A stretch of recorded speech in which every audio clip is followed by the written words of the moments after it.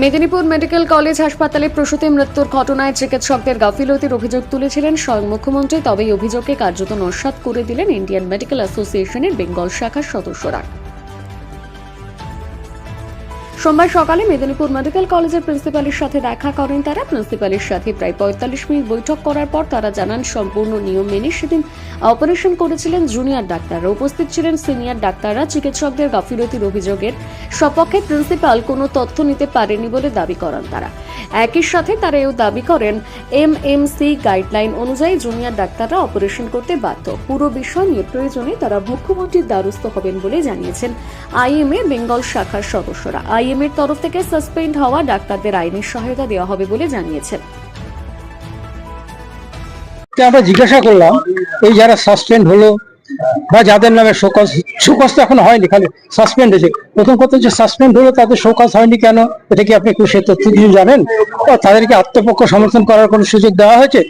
আমি কিছুই জানি না, কারণ আমার কাছে কোনো পারমিশন নেয়নি। আমরা কারোর নামে কোনো সাসপেনশন করার কথা বলিনি, কারোকে শোকজ করিনি। আমাদের একটা নিজেরা তদন্ত কমিটি একটা করেছি, তারা দেখছে এবং দেখার পরে দেখা যাচ্ছে যে পরে পেশেন্টকে পোস্টমর্টম রিপোর্ট করার পরে দেখা যাচ্ছে পেশেন্টকে কিন্তু অপারেটিভ কোনো অসুবিধা কিছু হয়নি এবং যার যা ডিউটি ছিল ডিউটি কিন্তু ঠিক মতন করেছে। একজন সকালবেলা তাকে কোর্ট কেস ছিল, সেই কোর্ট কেস করেও আবার চলে এসছে, এটা আমরা দেখতেই পাচ্ছি। সুতরাং আমাদের গাফিলতি রয়েছে ডাক্তারদের এগেনস্টে, সেরকম তথ্য আমার কাছে নেই এবং আমি কোনো ডাক্তারের নামে কিছু আমি বলিনি এবং এটা উপর মহল থেকে এসছে, সেটা সম্বন্ধে আমার কাছে এসেছিল। আমি এখান থেকে আবার লিখে পাঠিয়েছি, এগুলো আপনারা দেখুন কেন হচ্ছে। আমরা তো যাবো, আমরা তো আইএমএ সেটা রিপোর্ট তো এখনো রিপোর্ট হয়নি, সেটা এখন সেটা বলতে পারছেন না। রিপোর্ট তো বেরিয়ে তদন্ত হয়েছে, তার রিপোর্ট তো বেরিয়ে গেছে। সেপ্টিসিমিয়া হয়েছে, তার ইনফেকশন হয়েছে অন্য কোথা থেকে। তার তো অপারেশন থেকে যদি বেরোতো, অপারেশনের যদি বেরোতো, ভিতরে যদি ফ্লুইড থাকতো, যারা এখন বেঁচে আছে তাদেরও তো আল্ট্রাসোনোগ্রাফি হচ্ছে, কারোর দেখা যাচ্ছে না রক্ত পড়ছে। এখনো পর্যন্ত তো আমরা দেখতে পাচ্ছি, আমরা কিন্তু পাইনি। অন্যদিকে আরএল নিয়ে যে বারবার ধরে প্রশ্নটা উঠছিল যে রিঙ্গাল ল্যাকটেট তার গুণগত মান প্রশ্নের মুখে, কিন্তু সেইগুলো নিয়েও কোনো রিপোর্ট সেই সমস্ত ফ্লুইড সিল করা হয়েছে, সিল করে পাঠিয়ে দেওয়া হয়েছে, সেটাও নেওয়া হয়েছে। তবে যেটা শুনলাম আর কি, এটা তো আমি তোমাদের বলছি, যেটা এক্সপায়ার নাকি পার হয়েছে তা নয়, 2027 সালে নাকি এক্সপায়ারি আমরা দেবো। যদি এদের এই যে যদি আমরা তো রিপোর্টারের কাছ থেকে শুনেছি তাদের নামে নাকি এফআইআর হয়েছে, কিন্তু উনি বললেন আমার কাছে কোনো তথ্য নেই কোনো এফআইআর হয়েছে।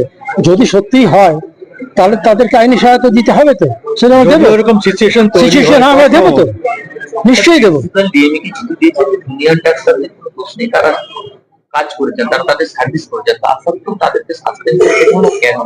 সেটা তো তারা জানতে চেয়েছে, তারা বলছে আমরা জানতে চাইছি।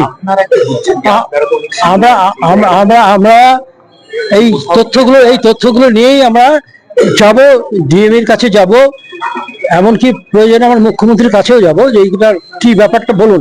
আগে আপনারা কেন সাসপেন্ড করলে? আগে তো শোকজ করো, সবাইকে তো বলে। আমি ওকে যদি বলি ও আমাকে মেরেছে, ওকে গ্রেপ্তার করো, আগে ও তো বললো কখন, আমি তো ছিলামই না সেদিন, হতেই তো পারে। সুতরাং এই তথ্যগুলো মনে হয় যে মেডিসিনকে স্যাম্পলগুলো পাঠানো হয়েছে, এগুলো রিপোর্ট আসার পরই কোনো স্টেপ নেওয়া দরকার, তার আগে নয়। না, তদন্ত করতে হলে প্রত্যেকটা জিনিসই করতে হবে, আমাদের প্রত্যেকটা জিনিসকে জানতে। তারা বলতে পারে যে আমাদেরকে সাসপেন্ড করেছেন, শোকজ করুন, আমরা তার উত্তর দেবো। শোকজ না করলে উত্তরটা দেবো কাকে? স্যার, অলরেডি সিআইডি তদন্ত করছে, আপনারা কি মনে করেন যে সিআইডি তদন্ত প্রপার ভাবে এগোচ্ছে? আচ্ছা, কি করবো, সিআইডি কি তদন্ত করছে আমরা এখনো তো জানি না।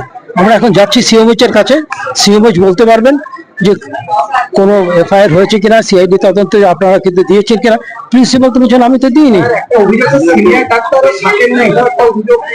সিনিয়র ডাক্তারের সাথে নেই। সিনিয়র ডাক্তার যার ডিউটি ছিল সে ছিল, সব সময় ছিল, আমরা সব কথাই শুনেছি।